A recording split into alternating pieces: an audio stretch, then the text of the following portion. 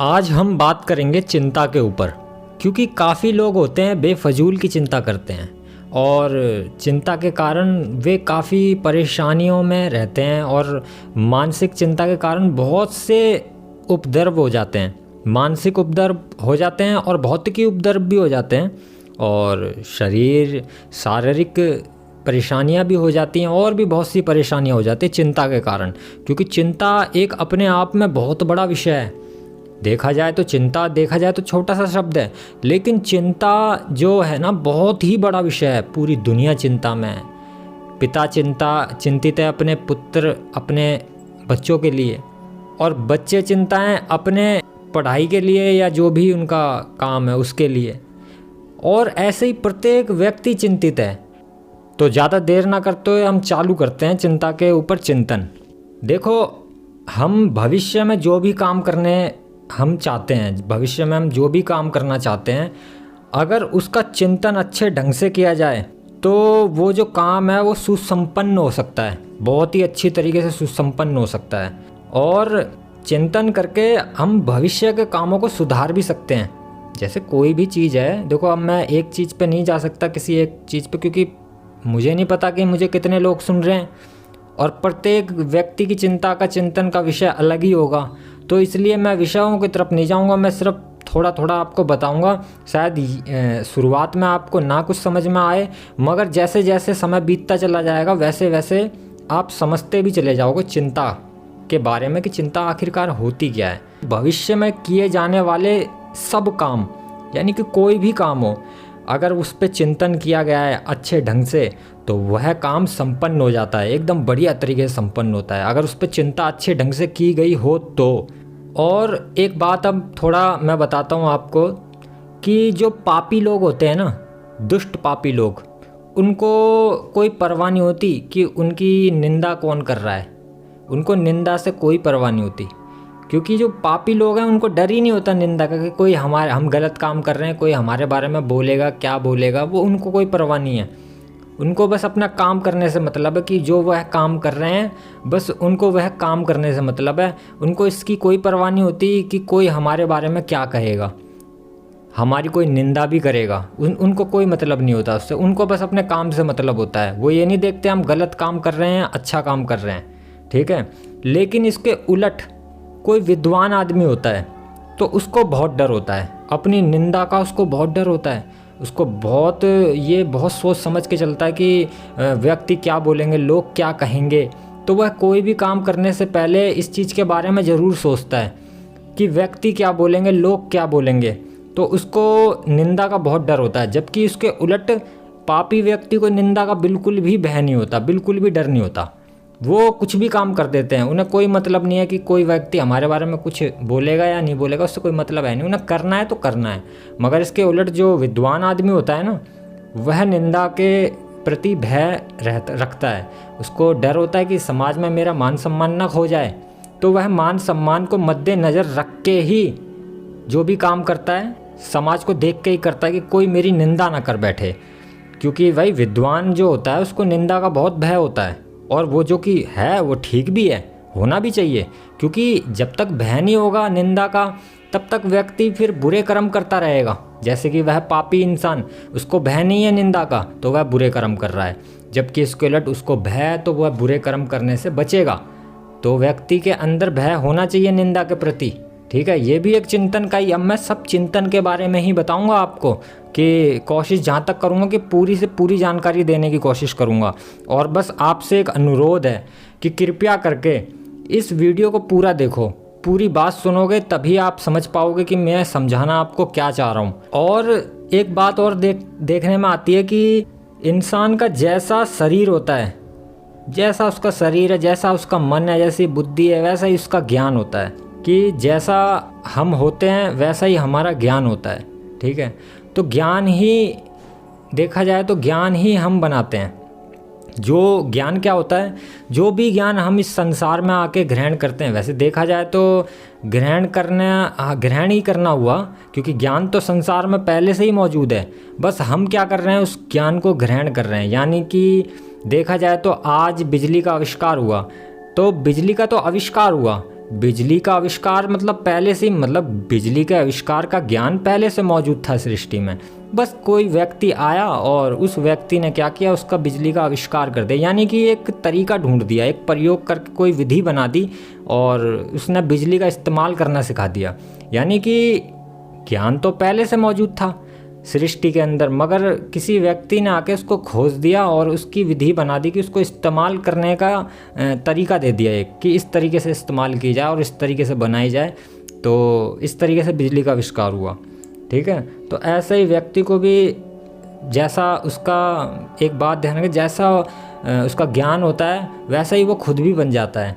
अगर कोई व्यक्ति अच्छे स्वभाव का है तो वह अच्छा ही बन जाता है, और कोई व्यक्ति बुरे स्वभाव का है तो वह बुरा ही बन जाता है। तो व्यक्ति को इसकी तरफ हमेशा ध्यान देना चाहिए। और एक बात और है, जो व्यक्ति कहता है ना कि साधु, देखो पहले तो ये समझो, साधु कौन नहीं है? साधु हर कोई साधु है, हर कोई साधु हो सकता है। साधु कहते किसे हैं भैया? जिसने अपने आप को साध लिया, जिसने अपने आप को साध लिया वो साधु कहला जाता है। बाकी जो व्यक्ति अपने आप को नहीं साध पा रहा है, यानी कि वो व्याधियों में फंसा हुआ है, नशेबाजी में लगा हुआ है, या उल्टे सुलटे काम करता है, तो वह साध नहीं रखा उसने अपने आप को, वह धर्म पे नहीं चल रहा, तो फिर वो साधु नहीं कहलाता। ठीक है, लेकिन इसके उलट कोई व्यक्ति ने अपने आप को साध रखा है, यानी उसने अपना अच्छा आचरण साध रखा है, इससे फ़र्क नहीं पड़ता कि वह भगवा रंग के कपड़े पहनता है या नहीं। अरे आजकल भगवा रंग के कपड़ों में वैसी दरिंदे घूम रहे हैं भैया, तो उन पे विश्वास मत करो। साधु इंसान तुम्हें पैंट कमीज पहने हुए भी, कोट पैंट पहने हुए भी मिल जाएगा। किसे कहते हैं साधु? पहले समझो, साधु होता है वो व्यक्ति जिसने अपने आप को साध लिया, यानी कि अपने मन को साध रखा है, उसने गलत काम नहीं करता, अच्छे काम करता है सारे, तो वह व्यक्ति साधु कहलाता है। तो जो साधु पुरुष होता है ना, वह किसी का भी दुख हो, वह ये नहीं देखता कि मेरा दुख है तो ही, ना, वह हर किसी के दुख को अपने दुख की तरह ही समझता है, और वह कोशिश करता है कि उसके दुख को मिटा दिया जाए। उसके दुख को अगर वह मिटाने में असमर्थ है तो वह चिंतन जरूर करेगा थोड़ा सा उसके ऊपर, कि भाई कैसे इसका दुख कैसे मिटाया जाए, चाहे वह असमर्थ हो जाए उसमें, मगर साधु पुरुष ध्यान जरूर देगा। जबकि एक आम इंसान उसकी तरफ ध्यान भी नहीं देगा। कोई दर्द में पड़ा है, कोई मर रहा है, कोई गिर रहा है, पड़ रहा है, कुछ भी हो, उसे कोई मतलब नहीं, वो ऐसे निकल जाएंगे बगल से। जबकि एक साधु पुरुष होता है, वो इंसानों के प्रति नहीं, यहाँ तक कि कोई जीव जंतु, यानी कि कोई पक्षी, अगर मान के चलो कोई पक्षी घायल पड़ा है, तो साधु पुरुष का दिल वहीं पिघल जाएगा, वो पक्षी की तरफ उसका मन चला जाएगा कि भैया अब इस पक्षी को किस तरीके से ठीक किया जाए, इसको वापस इसको उड़ाया कैसे जाए, इसको नीले आसमान में। तो साधु पुरुष वहीं पिघल जाएगा, उसके दुख को अपना दुख समझ लेगा। तो साधु पुरुष जो होते हैं वह दूसरों के दुखों को भी अपना मान लेते हैं। ये साधुओं की, पुरुषों की एक खासियत होती है। और एक बात हमेशा ध्यान रखना, देखो ये उतावलापन जो होता है ना, जल्दबाजी का, ये बहुत बेकार होता है। ये क्या करता है, उतावलापन जो है हमेशा नुकसान करा देता है। उतावलेपन की वजह से हम ना, हमारी शक्ति खो जाती है, नुकसान होता है हमें। तो ये उतावलापन, जल्दबाजी, और देखो कहने वाले कहते हुए ना कि जल्दी का काम शैतान का होता है, ऐसे कुछ बातें भी बना रखी है, मैंने सुनी थी किसी ना किसी से। तो ऐसे ही कहते हैं कि ये सब चीज़ें बनाई गई हैं, जो बोली गई हैं, तो ये सब इसीलिए बोली गई क्योंकि उतावलापन बहुत बेकार होता है। जल्दबाजी कभी मत करो। अरे कोई काम करते हो आप, थोड़ा सोच समझ के करो, उस पर चिंतन ज़रूर करना चाहिए आपको। मैं अब आपको यही बताऊंगा पूरी इसमें कि आपको चिंतन की आवश्यकता कहाँ कहाँ पड़ती है, और किस तरीके से हम चिंतन को और ज़्यादा शुद्ध बना पाएँ, जिससे कि हम चिंतन का उपयोग कर पाएँ, सदुपयोग कर पाएँ, दुरुपयोग नहीं। तो आपको हमेशा याद रखना है कि हमें मनुष्य का जन्म मिला है, तो हमें मानवता का धर्म जरूर निभाना है। और मानवता का धर्म हमें ये नहीं कहता कि किसी को दुख में पड़े देख के तुम खुश हो जाओ, ना। मानवता का धर्म कहता है किसी के दुख में पड़ा है कोई, तो उसके दुख मिटाने के ऊपर चिंता करो कि उसका दुख कैसे मिटाया जाए। और उतावलापन कभी मत करो, जल्दबाजी में कोई काम मत करना, थोड़ा धैर्य रख के काम करो, क्योंकि धैर्य रख के काम करने से काम संपन्न हो जाते हैं। और जल्दबाजी में किए हुए गए काम जो होते हैं वह हमेशा व्यर्थ हो जाते हैं। कुछ काम ऐसे होते भी हैं कि व्यर्थ नहीं भी होते हैं, मगर ज़्यादातर काम व्यर्थ हो जाते हैं, क्योंकि हर कोई इतना किस्मत वाला नहीं होता कि जल्दबाजी में किए गए काम उसके सफल हो जाएं। जैसे कि जल्दबाजी में किए गए काम बहुत से ऐसे भी होते हैं फ़ायदेमंद भी हो जाते हैं। तो उतावलापन कभी मत रखना, किसी भी चीज़ में जल्दबाजी कभी मत करना, क्योंकि जल्दबाजी उतावलापन हमें शक्तिहीन बना देता है और हमें ज्ञान के नेत्र पे काम करना चाहिए। अब आप सोच रहे होंगे कि ज्ञान नेत्र क्या है भाई ये। देखो अब मैं बताता हूँ आपको ज्ञान नेत्र क्या है। कि ज्ञान नेत्र हमारी कहते हैं कि आपने सुना होगा कि हमारी 6 इंद्रियाँ होती हैं, 6 सेंस। लेकिन आपको एक बात का ज़रूर पता होगा, कभी सोचा भी हो, अगर नहीं भी सोचा होगा तो अब सोच लेना कि इंद्रियां तो हमारी 5 ही होती हैं, तो फिर हमें 6 सेंस कैसे बोलते हैं। जो वो छठी वाली जो इंद्रिय है ना, वही हमारा ज्ञान नेत्र है, वही है सब कुछ। देखा जाए तो पूरा मूलाधार, मतलब मूलाधार चक्र तो दूसरा हो गया, मूल आधार वही है और उसी को हर व्यक्ति को पाना चाहिए। जबकि हम सिर्फ इन 5 इंद्रियों के मोह में ऐसा फंस जाते हैं कि हम 5 में ही जीवन खोजते हैं, छठी की तरफ तो हम मुड़ते भी नहीं हैं। छठी की तरफ हमें पता ही नहीं है छठी है कहाँ। तो जब हमें जिस चीज़ के बारे में पता ही नहीं है तो फिर उस चीज़ की तरफ कैसे जाना हो पाएगा। ठीक है, तो जो ज्ञान नेत्र होता है वह मनुष्य जो होता है ना, उसको संसार का असली दर्शन कराता है कि संसार आखिरकार है क्या। वह 6 सेंस, मतलब वही ज्ञान नेत्र से ही पता चलता है इस चीज़ के बारे में, जिसको हम आज्ञा चक्र भी बोलते हैं। तो वह नेत्र जो है ज्ञान नेत्र, वही हकीकत में जब वह नेत्र खुलता है उसके बाद पता चलता है कि सृष्टि आखिरकार है क्या। सृष्टि का सत्य रूप तभी प्रकट होता है मनुष्य के सामने। और उस ज्ञान नेत्र को कैसे खोला जाए।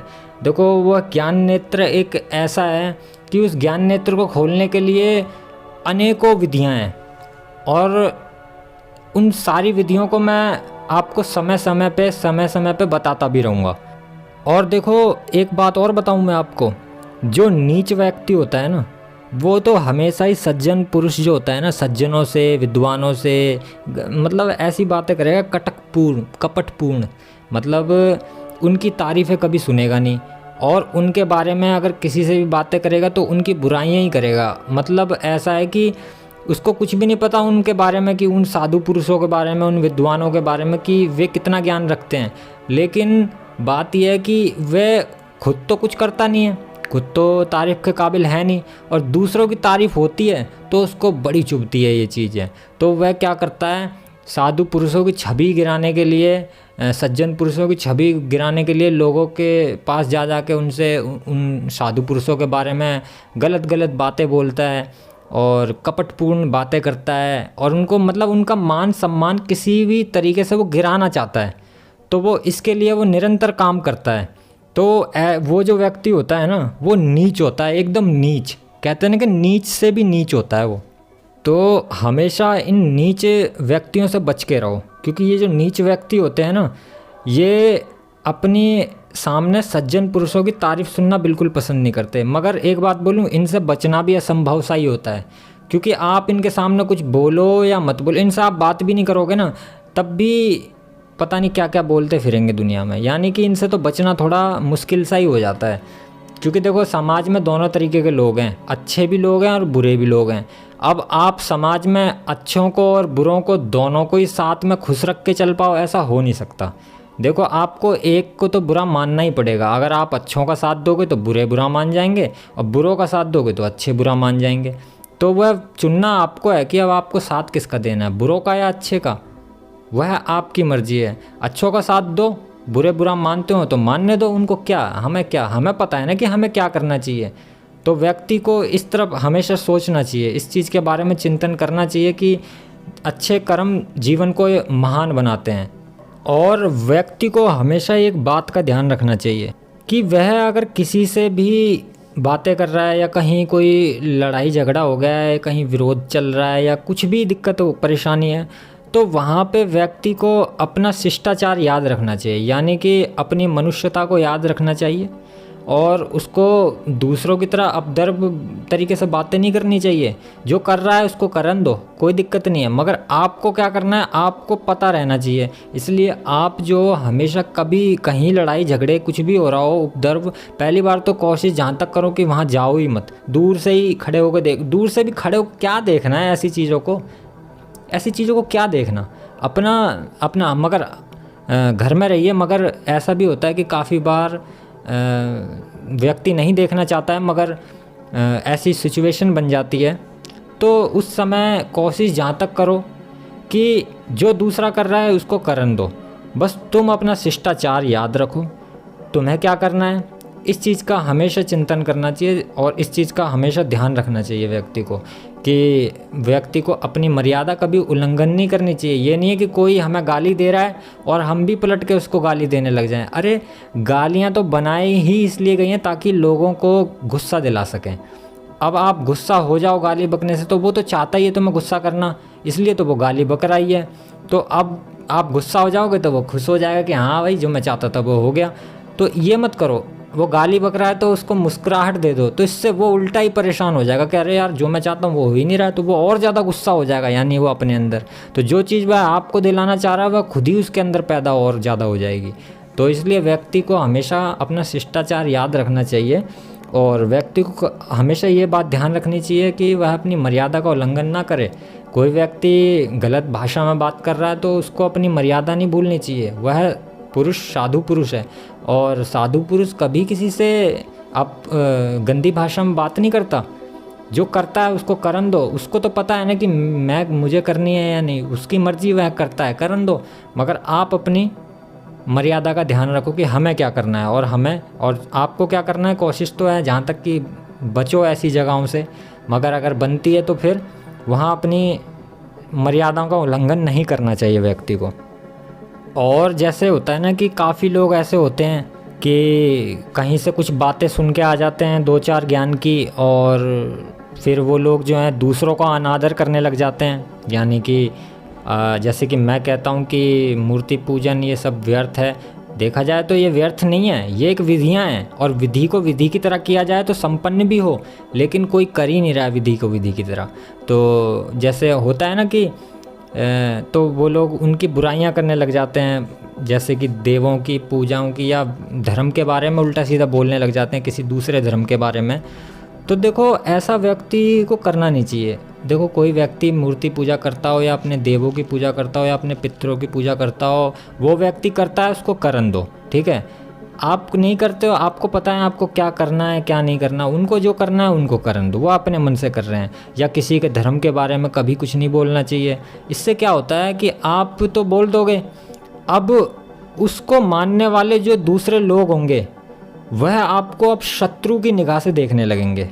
कुछ लोग अपने मन में अब तुम चिंतन का कारण हो जाओगे उन व्यक्तियों के।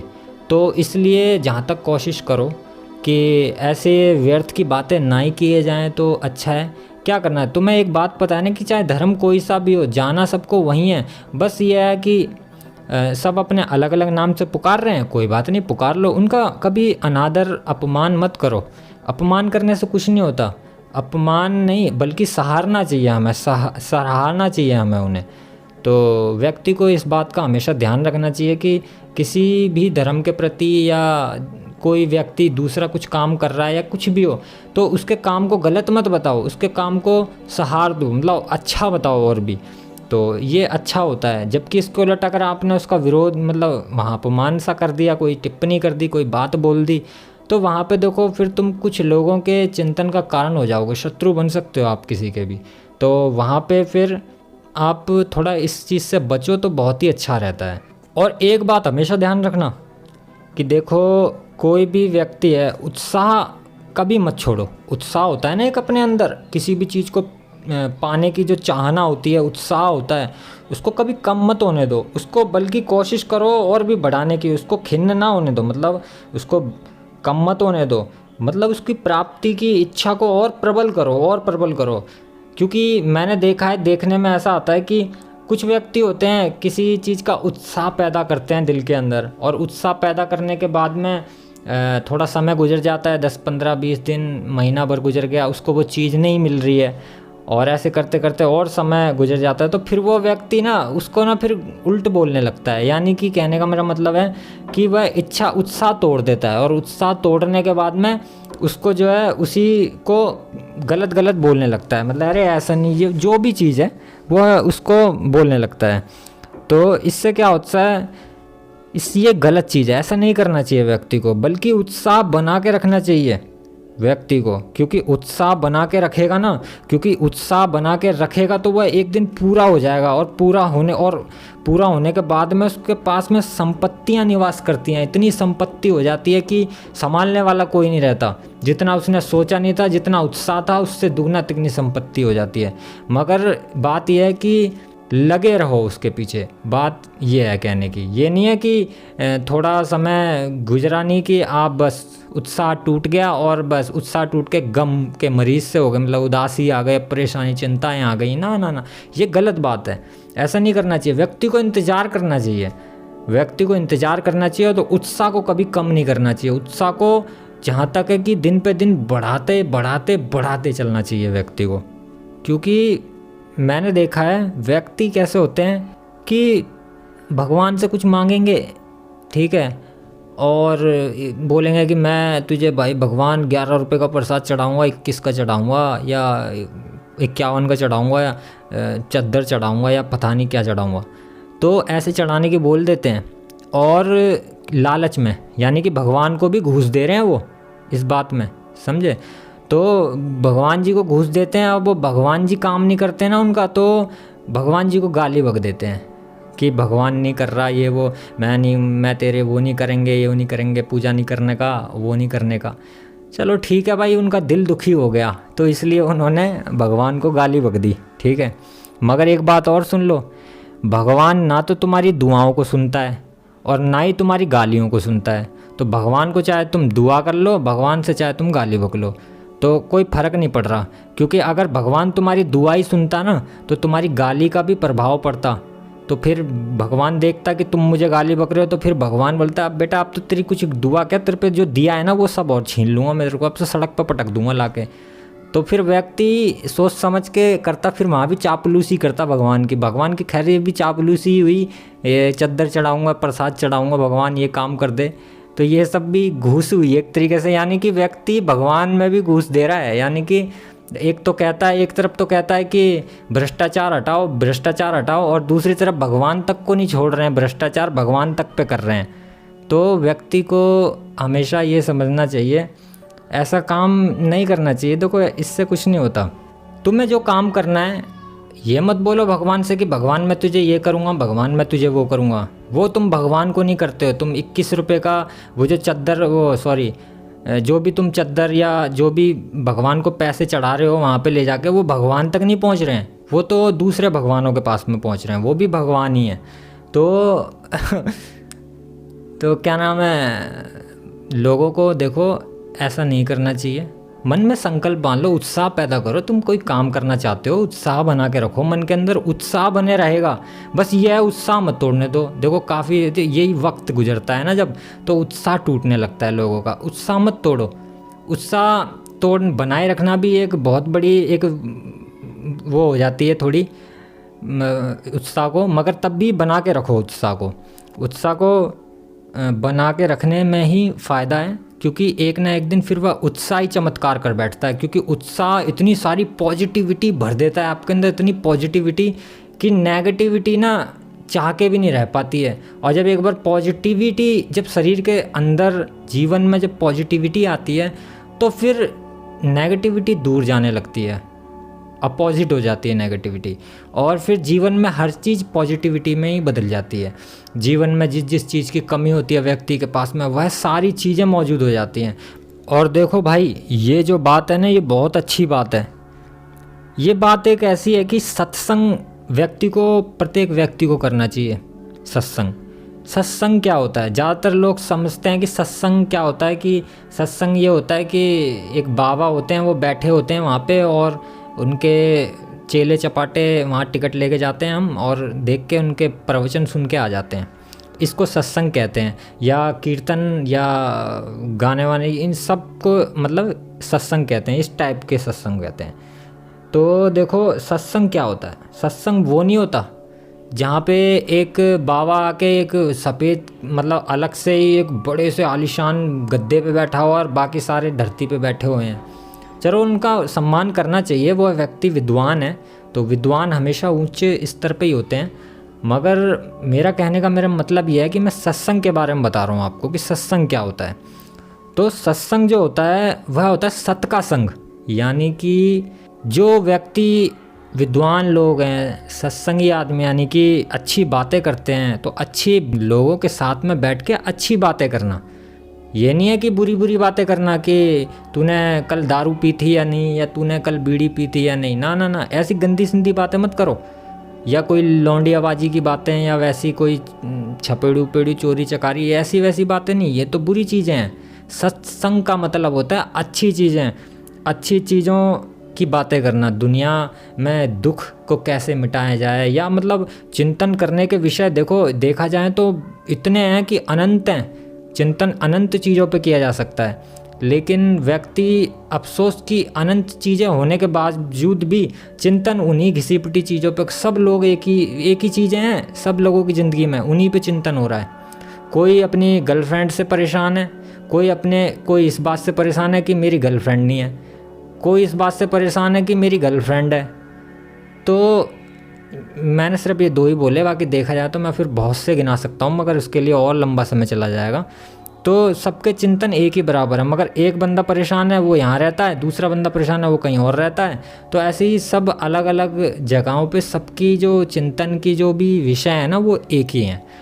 तो व्यक्ति को सत का संग करना चाहिए, मतलब अच्छे लोगों के साथ बैठ के अच्छी बातें करनी चाहिए। अगर अच्छे लोग नहीं हैं उसके आसपास में, तो आप मेरे पास आओ ना, मुझसे बातें करो, मैं आपसे बातें करूँगा। तो व्यक्ति को सत का संग करना चाहिए, सत्संग करना चाहिए, अच्छे लोगों के साथ में बैठ के अच्छी अच्छी बातें करनी चाहिए, स्वर्ग की बातें करनी चाहिए, मनुष्य को जो स्वर्ग लोक के तक लेके जाए ऐसी बातें करनी चाहिए। और उन सिर्फ बातें ही नहीं करनी चाहिए, उनका अनुसरण भी करना चाहिए, यानी कि उन बातों को जीवन में उतारना भी चाहिए। अगर हम बातें करते हैं कि भाई लोगों की मदद की जाए, तो सिर्फ बातें ही ना करें कि लोगों की मदद की जाए, मदद भी की जाए।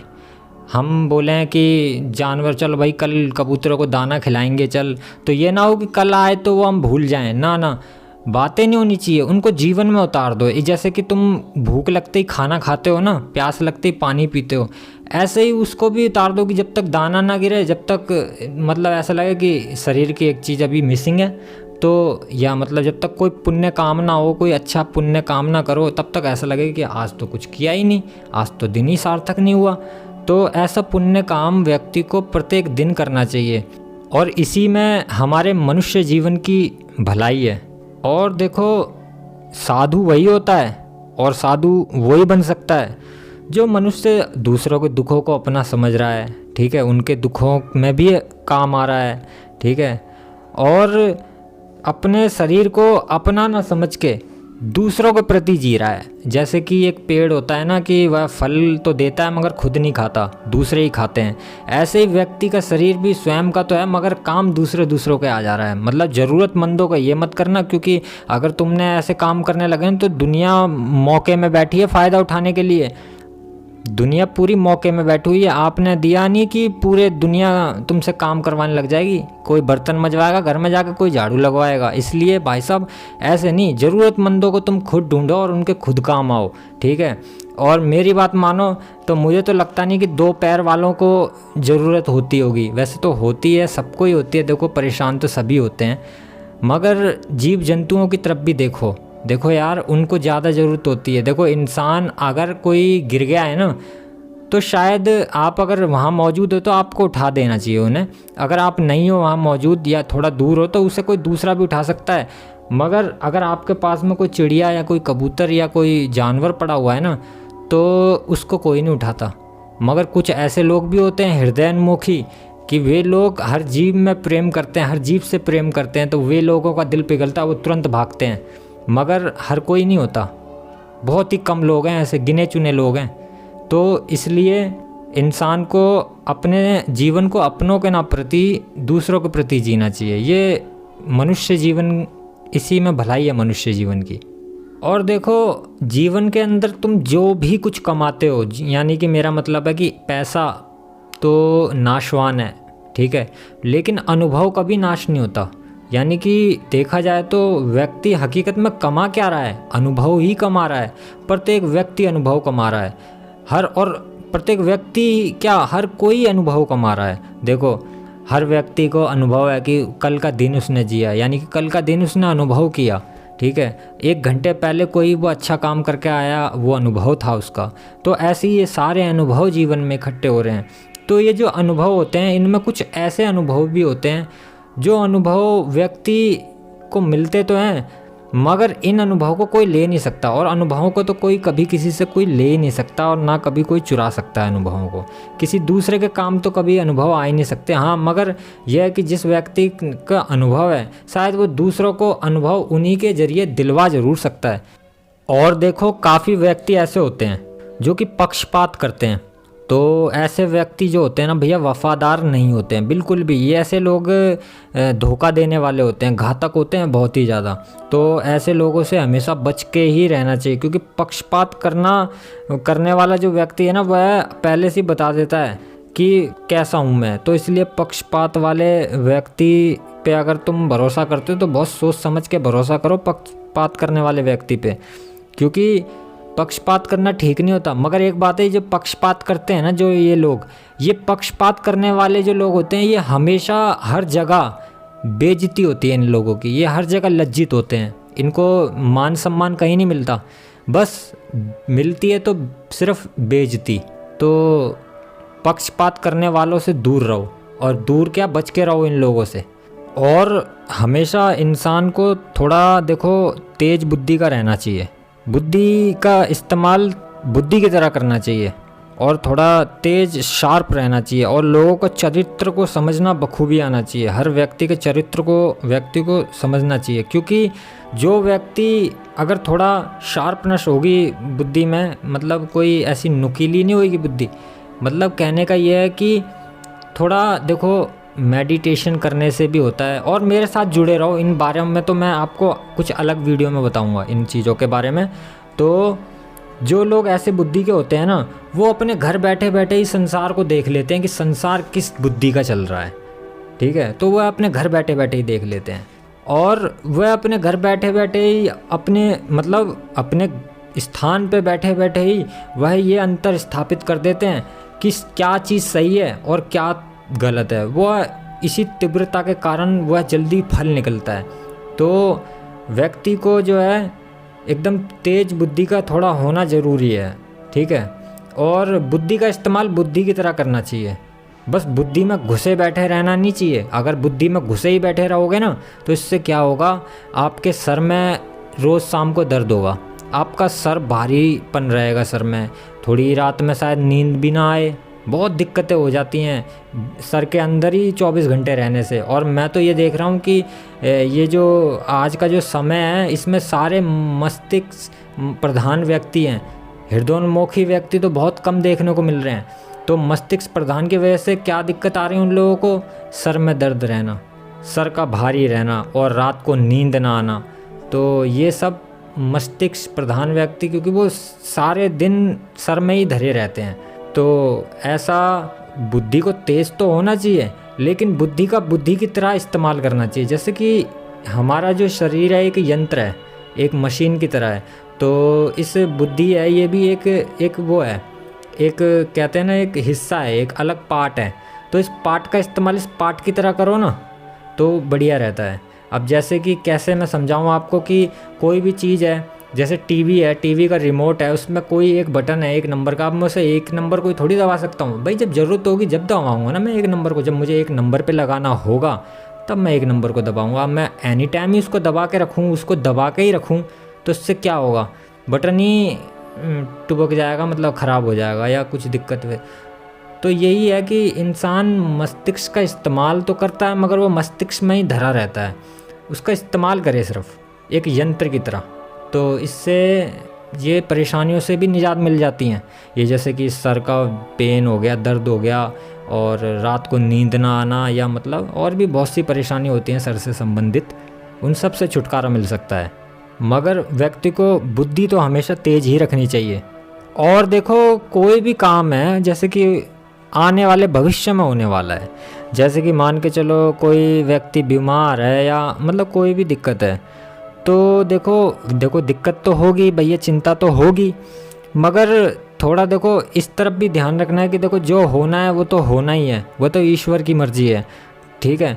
मगर आगे से पहले ही मत सोचो इस चीज़ के बारे में, मतलब पहले सोचने से क्या होता है कि अगर वह चीज़ नहीं भी हो रही होती है तो वो होने लग जाती है, तो इसलिए वो व्यर्थ की चिंता होती है।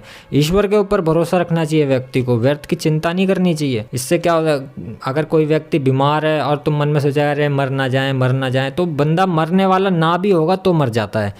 तो व्यक्ति को व्यर्थ की चिंता नहीं करनी चाहिए।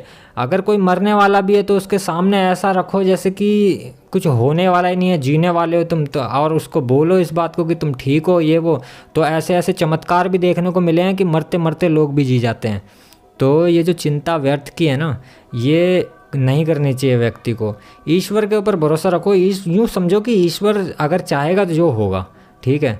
तो बस इस तरीके से रखोगे तो ये व्यर्थ की चिंता है, इससे भी चिंतन से मुक्ति मिलती है थोड़ी। तो ये चिंतन मत करो, इस जगह पे चिंतन बेकार है, व्यर्थ होती है। और देखो भाई लोगों, जैसे कि जिस बंदे का विनाश आ रहा हो पास में, यानी कि अब उसका विनाश होने वाला है, तो सबसे पहले तो उसकी बुद्धि भ्रष्ट हो जाएगी, यानी कि वह ऐसे काम करने लग जाएगा, अनीति वाले काम करने, मतलब अनीति से करने लगेगा, सब गलत गलत लोगों का साथ देगा, गलत गलत बातें बोलेगा और झूठ इतना बोलेगा, हद से ज़्यादा झूठ बोलेगा, छोटी छोटी बातों में झूठ बोलेगा, मतलब हर किसी को गिराने की कोशिश करेगा और अपने आप को सर्वश्रेष्ठ बनाने की कोशिश करेगा। यानी कि अब उसका विनाश हो रहा है, तो विनाश के टाइम जैसे कि ना वो मतलब अब लास्ट वक्त है ना, तो विनाश के टाइम पे जैसा होता है, तो वह व्यक्ति एकदम अनीति करने लग जाएगा, वह नीति भूल जाएगा बिल्कुल, और एकदम अनीति विनाश की तरफ बढ़ता चला जाएगा, गलत गलत काम करेगा, लोगों के बारे में झूठ बातें फैला के अपने आप को अच्छा दिखाने की कोशिश करेगा, लोगों को बुरा दिखाने की कोशिश करेगा, और जो कि कुछ हुआ भी नहीं होगा वो सब भी बोलने लगेगा। क्योंकि आप भी उन बातों को भी सुनोगे तो सोचोगे कि अरे ये तो मैंने कुछ कहा ही नहीं, ऐसा तो कुछ हुआ ही नहीं, तो ऐसी ऐसी बातें बोलने लगेगा। इससे क्या होगा, क्योंकि इससे कुछ भी नहीं होगा वैसे देखा जाए तो, वो बस इतना है कि वह उसका विनाश हो रहा है उस व्यक्ति का, तो वह व्यक्ति विनाश होने की उससे एकदम उछलता डोल रहा है, तो वो उछल रहा है तो इधर उधर लपटे फेंकने की कोशिश कर रहा है, मगर वो जो लपटे फेंकने की जो वो कोशिश कर रहा है उससे कहीं दूसरी जगह आग नहीं लग रही है, उसी खुद का ही स्वयं का विनाश हो रहा है, क्योंकि आग स्वयं के अंदर ही लगी हुई है उसके। तो ऐसे व्यक्तियों से हमेशा बचना चाहिए, मगर बच के भी कोई फ़ायदा नहीं है, ऐसे व्यक्ति खुद ही अपने ही विनाश कर रहे होते हैं, क्योंकि अब उनकी बुद्धि जो है खो गई है, अब वो सिर्फ क्या करेंगे, कलेश करेंगे, ठीक है। अब उनमें बुद्धि रही नहीं, अब वो तो वह अनीति को अपना लेते हैं अब। मगर एक बात अब हम करें उपकार के ऊपर साधु पुरुषों की, तो देखो साधु पुरुष सत्पुरुष तो ऐसा होता है कि अगर किसी ने उसके ऊपर उपकार करा है तो वह उसका उपकार का बदला ज़रूर चुकाता है, ठीक है। वह तब तक चैन से नहीं बैठता जब तक उसका उपकार ना उतार दिया जाए। तो साधु पुरुष तो अपने कर्तव्य का हमेशा ध्यान रखता है, ठीक है। उसे जब तक चैन नहीं मिलता जब तक कि उसकी किसी ने मदद की थी और वो दोबारा पलट के उसकी मदद ना कर दे, तो ये तो साधु पुरुष होते हैं। तो देखा जाए तो साधु पुरुषों अगरों को जो होते हैं, उन्हों को उपकार अगर कोई करता है तो उपकार का उनका बदला ज़रूर उनको उतारना चाहिए, ये साधु पुरुष को ज़रूर करना चाहिए। और देखो भाई, ये बात सुनो ध्यान से कि आपने देखा होगा कुछ लोग ऐसे होते हैं, वो एकदम से इतनी ज़्यादा घनिष्ठ मित्रता बनाने लगते हैं, एकदम से, मतलब अभी मिले हैं और एकदम घनिष्ठ मित्र, मतलब उनका व्यवहार ही कुछ थोड़ा चुलबुला टाइप का होता है, मतलब बहुत चतुर टाइप के बनते हैं ना। तो वो कुछ ज़्यादा ही बोल के, कुछ ज़्यादा ही सवाल पूछ के, अरे ये तुम्हें, अरे मैं भी, अरे वो तुम, अरे मैं भी, तो मतलब ये जो होता है ना, ये इनका माया जाल होता है, ठीक है। और ऐसे लोगों पे भरोसा नहीं करना चाहिए, क्योंकि ऐसे लोग क्या करते हैं, पहले तुम्हारा विश्वास जीतेंगे, ठीक है। तुम्हारा विश्वास जीतने के बाद में ये तुम्हारे से फिर फ़ायदा लेते हैं, फिर ये तुम्हें छल कर सकते हैं आपके साथ में, ठीक है। तो इन लोगों से थोड़ा बचना चाहिए। ये लोग जो होते हैं ना, पता नहीं चलेगा कि दिल में घुस जाएंगे आपके बिल्कुल, और ऐसी मीठी मीठी बातें बोल के, और फिर उसके बाद में ये फिर घुसने के बाद में ऐसा कट मारते हैं ना अंदर कि बंदा, फिर कुछ बंदे होते हैं कि खड़े हो जाते हैं उठ के वापस, मगर कुछ बंदे भाई गरीब होते हैं। कुछ वैसे देखा जाए तो मैं तो गरीब और अमीर इस चीज़ से मानता हूँ, जिसके पास में ज्ञान है, ज्ञान का भंडार है, यानी कि ज्ञान ही नहीं, जो साधु पुरुष है, कहने का मेरा मतलब है कि जो दान करता हो और लोगों से प्यार और प्रेम की बात करता हो, ठीक है, तो वही साधु है और वही सबसे अमीर व्यक्ति है। वो किसी में भेदभाव ना करता, वह ये नहीं सोचता हो कि वह मेरे लिए ज़्यादा है या वह मेरे लिए कम, वह प्रत्येक को एक ही नज़र से देखता हो, तो वह मेरे लिए दुनिया का सबसे अमीर इंसान है। तो एक बात का हमेशा ध्यान रखना कि कोई भी व्यक्ति अगर तुमसे कुछ ज़्यादा ही घनिष्ठता मित्रता बनाना चाह रहा है, घनिष्ठता मित्रता होना चाह रहा है, व्यक्ति ज़रूरी नहीं है नया ही हो, मतलब कोई अनजान ही हो, कोई जानकार भी हो जिससे आप पहले ज़्यादा इतनी बातें नहीं करते थे मगर अब ज़्यादा कर रहा है वो, तो ऐसे बंदों को थोड़ा ना शक की नज़र से देखना चाहिए, ऐसे बंदों पे एकदम से विश्वास नहीं करना चाहिए, इसके बारे में थोड़ा चिंतन कर लेना चाहिए व्यक्ति को। और अगर संबंध बांध भी रहे हो तो फिर थोड़ा चिंतन कर लेना चाहिए पहले व्यक्ति को। चिंतन करने से यह है कि आपको पहले से पता हो कि मैं इसके साथ में किस तरीके का संबंध बांध रखा है मैंने। और देखो जो लोग होते हैं ना कि गंदी भाषा में बातें कर रहे हैं, गाली गाली बक रहे हैं और व्यवहार अपधर्व कर रहे हैं, और बेबुद्धि के लोग, और पीठ के पीछे वार कर रहे हैं, मुंह के पीछे बुराई कर रहे हैं तुम्हारी, तुमने कुछ कर भी नहीं रहे हो, तुम्हारी बुराइयाँ चल रही हैं, और अगर तुमने भाई समझ के या बहन समझ के या कुछ भी समझ के जो भी रिश्ता हो आपका किसी के साथ में, तो कुछ बता दिया आपने किसी को और वह क्या कर रहे हैं आपकी बातों को दूसरी जगह सप्लाई करी आ रहे हैं, तो ऐसे जो बंदे होते हैं ना वो मूर्ख होते हैं, मूर्ख।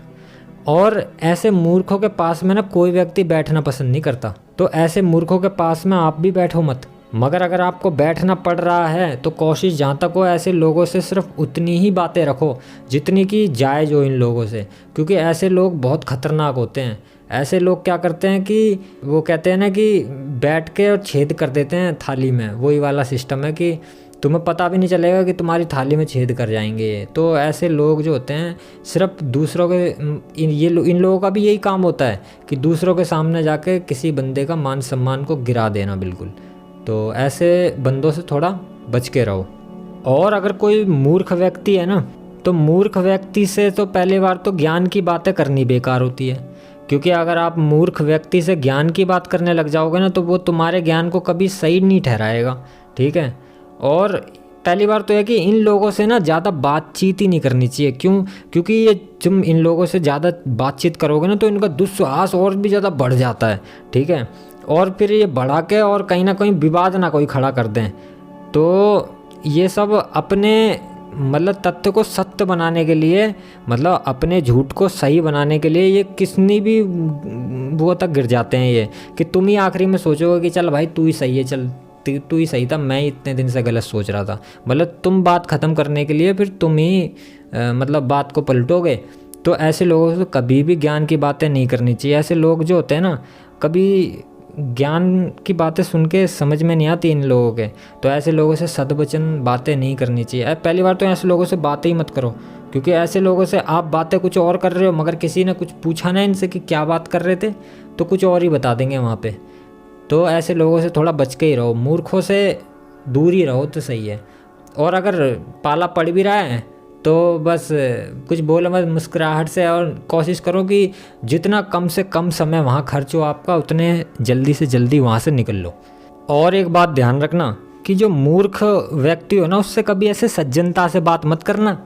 मतलब कहने का मेरा यह है कि इसको कभी ज़्यादा ही कोई सज्जनता की तरह से बात करो उसके संग में, नहीं, उसके संग में वैसी बातें करनी चाहिए जैसी बात से वो समझ सके। मतलब जैसा उसका खुद का व्यवहार है ना उसी व्यवहार के तरीके से उससे बातें करनी चाहिए, तभी वो समझेगा, नहीं तो वो नहीं समझ पाता उस बात को। जैसे कहते हैं ना कि भैंस के आगे बीन बजाने से कोई फ़ायदा नहीं होता, ऐसे ही है कि इन मूर्ख लोगों के सामने तुम सज्जनता से पेश आओगे ना तो इनको कोई फ़र्क नहीं पड़ता है ना, समझ में ही नहीं आता। तो इसलिए इन लोगों के साथ में वैसी बातें करनी चाहिए जिस तरीके की बातें ये समझते हो। मतलब अगर कोई बंदा ऐसा है कि उसको थोड़े कठोर तरीके से बातें करता है तो तुम भी एकदम उसके संग में कठोरपना ही दिखाओ, तभी उसके समझ में आएगी, नहीं तो अन्यथा वो नहीं समझ पाएगा। इसलिए उन लोगों के साथ में वैसी बातें करो जिस तरीके की बातें वो समझते हैं और जिस ढंग से वो समझ जाएं उस तरीके से ही बातें करनी चाहिए, उन पे सज्जनता से बातें मत करना उनसे। और ख़ासकर अगर कोई व्यक्ति से तुम कोई काम करा रहे हो और वो व्यक्ति मूर्ख है तो देखो उसके संग में ना ऐसे नर्मता का व्यवहार मत करना और उदारता का, मतलब दया कुछ ज़्यादा ही उसके ऊपर दया। वो मूर्ख व्यक्ति है भाई साहब, अगर तुम ये चीज़ करोगे ना तो वो और हेकड़ी देगा और वो 1 घंटे में होने वाले काम को क्या नाम है 10 घंटे में लगाएगा, काम ख़त्म करेगा। तो इन लोगों के साथ में ऐसे नर्मता या मतलब इस तरीके की बातें मतलब वो नहीं करनी चाहिए। ऐसे करने से क्या होता है, ये और हेकड़ी देते हैं, फिर तो और घुल मिल जाएंगे। फिर तो अगर किसी मिस्त्री को लगा रखा है काम पे, तो क्या करेगा, बीड़ी पिएगा, तुमसे बातें करने लग जाएगा। भाई साहब दिन में 20 बीड़ी पी जाएगा, एक बंडल ख़त्म कर देगा, और हर बीड़ी पे 20-20 मिनट लेगा, तो लगा लो कितना समय तो ऐसे ले लिया, और बात करने में 1-2 घंटे ऐसे ले लेगा, मतलब काम कुछ नहीं करेगा। तो ऐसे बंदों से नर्मता और उदारता से पेश नहीं आना चाहिए।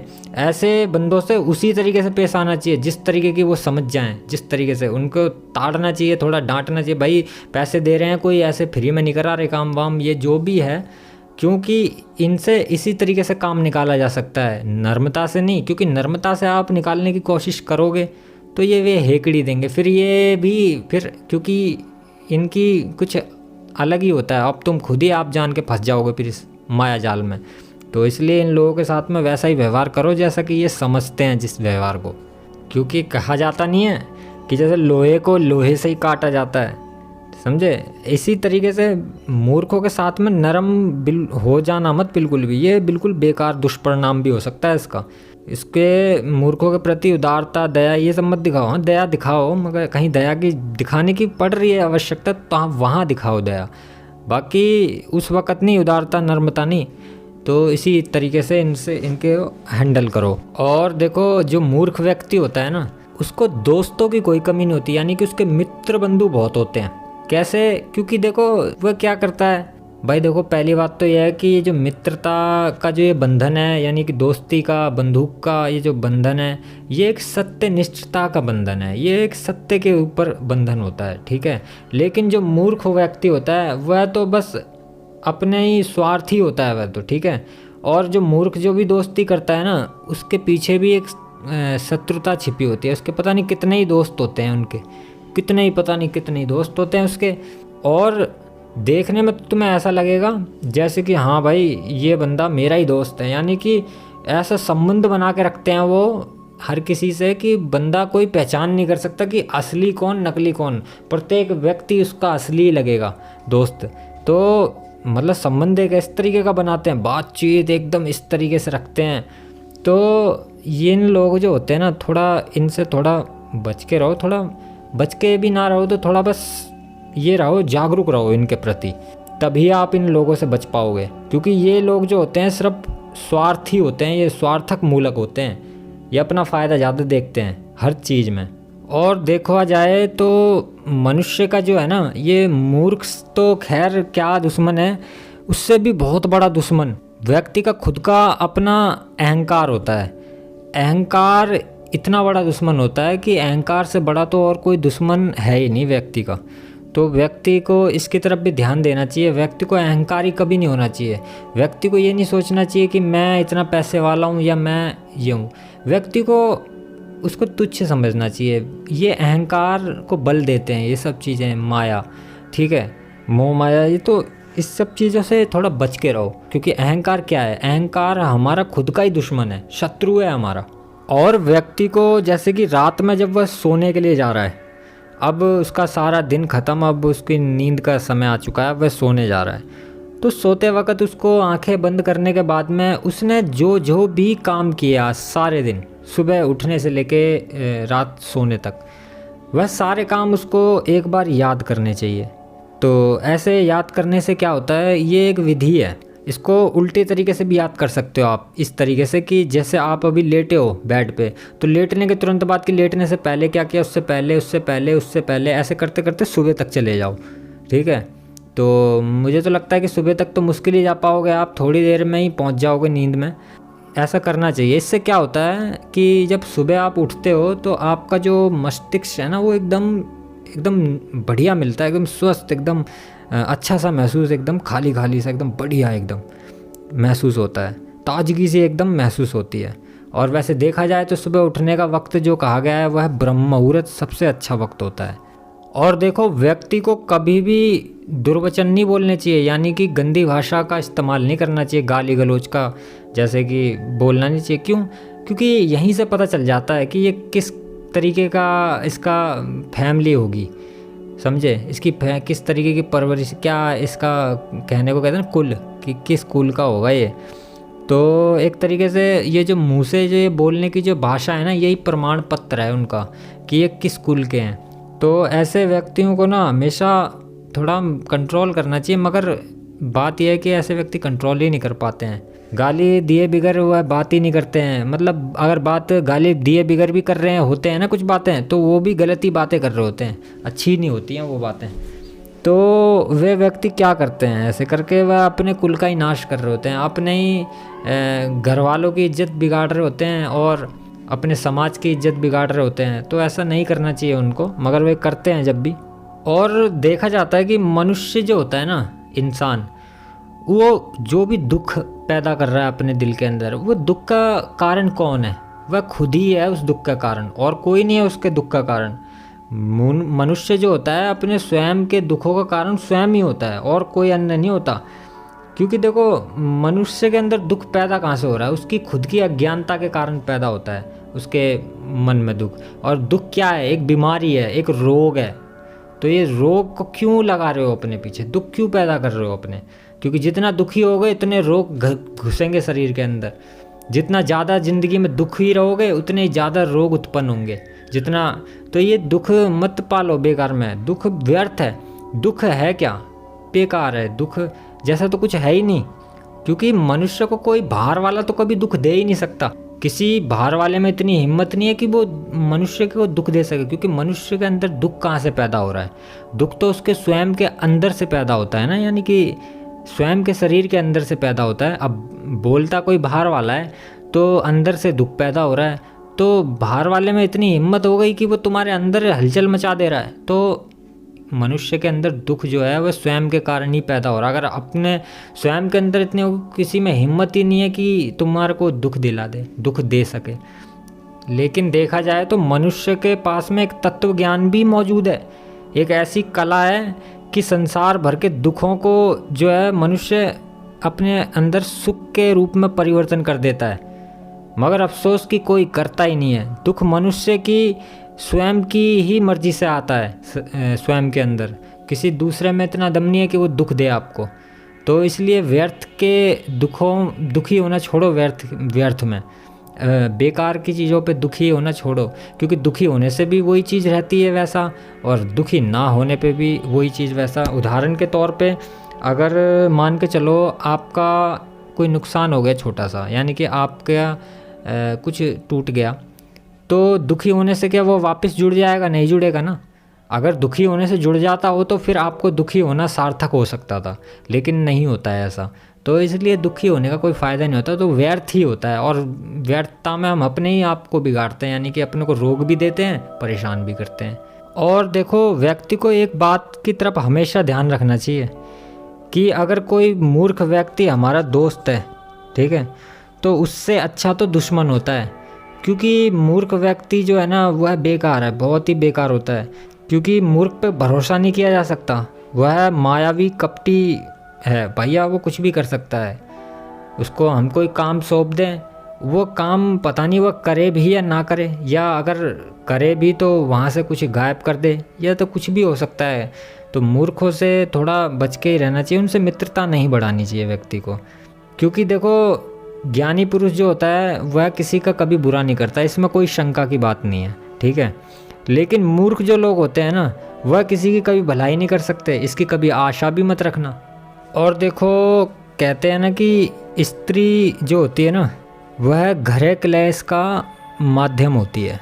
स्त्रियों के कारण काफ़ी गृह क्लेश होते हैं, मतलब घर की लड़ाई झगड़े जो भी होते हैं ना, वह स्त्रियों के कारण। और ऐसा नहीं कह रहा मैं कि स्त्री के कारण, काफ़ी जगह पुरुषों के कारण भी होते हैं। तो देखो, बुरे मगर ज़्यादातर स्त्रियों के कारण कहने का मतलब ये है कि जैसे कि स्त्रियां होती हैं, वह किसी के पास भी बैठ के कुछ चुगलियां कर जाती हैं।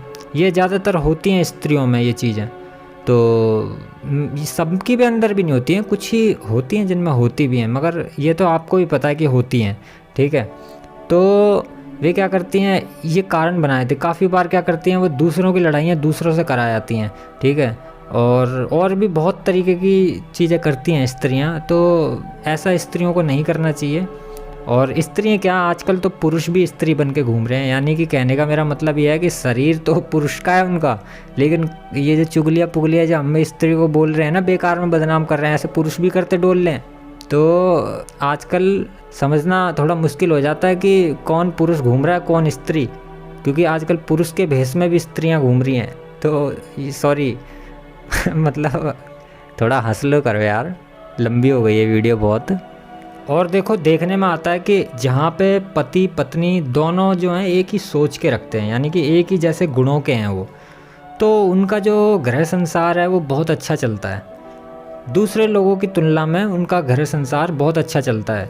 तो इसके लिए मतलब पति को और पत्नी को दोनों को राज़ी होना चाहिए, एक दूसरे को समझना चाहिए एक दूसरे को, क्योंकि अगर वह एक दूसरे को समझेंगे तो उनके घरों में लड़ाई झगड़े बिल्कुल बंद हो जाएंगे। वह एकदम मित्र की तरह बन के रहें तो सबसे बढ़िया रहे, क्योंकि अगर वह एक दूसरे को पति पत्नी समझ के रहेंगे तो फिर वह शायद रोब जमा सकते हैं एक दूसरे पे। और देखो इंसान को कभी भी इन 3 चीज़ों को कभी पालना नहीं चाहिए। एक तो देखो हो गया, उधार कभी किसी से लेना नहीं चाहिए, और दुश्मन नहीं बनाना चाहिए, और कोई व्याधि नहीं पालनी चाहिए। और अगर किसी कारणवश ये चीज़ें हो गई हैं तो तब तक हार मत मानना जब तक इन चीज़ों को तुम बिल्कुल ख़त्म ना कर दो, जला के भस्म ना कर दो। तो जब तक इनका विनाश ना हो जाए तब तक हार मत मानना और इसको विनाश करके मानना इनका। और देखो जो नीच व्यक्ति होता है ना, तो नीच व्यक्ति क्या होता है, वो स्वभाव का थोड़ा कठोर होता है। और नीच व्यक्ति स्वभाव का कठोर होने के कारण वो क्या करता है, व्यक्तियों पे कुछ ज़्यादा ही जोर वो आजमाइश करता है, मतलब अपने संबंधियों पे, हर चीज़ पे, मतलब हर किसी को अपमानित करता है। अपमानित करने से वो कभी चूकता ही नहीं है, हर छोटी छोटी बातों पे अपमानित तो ऐसा करता है, ठीक है।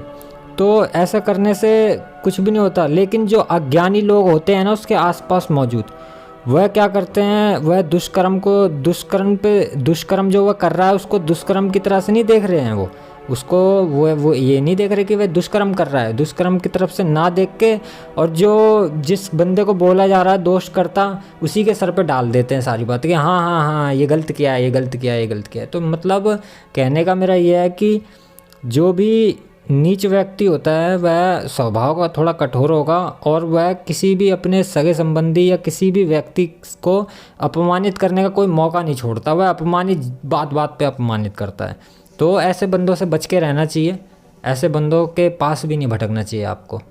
देखो मनुष्य सफलता पाता है या असफलता पाता है, मतलब मनुष्य पास होता है या फेल होता है, ये सब जो है ना ज़िंदगी में वह क्या करता है, ये सब उसकी जो ये भाषा है ना, ये जो मीठी भाषा है, ये इसकी इस भाषा पे डिपेंड करती है, निर्भर करती है कि व्यक्ति अपने जीवन में क्या पाएगा।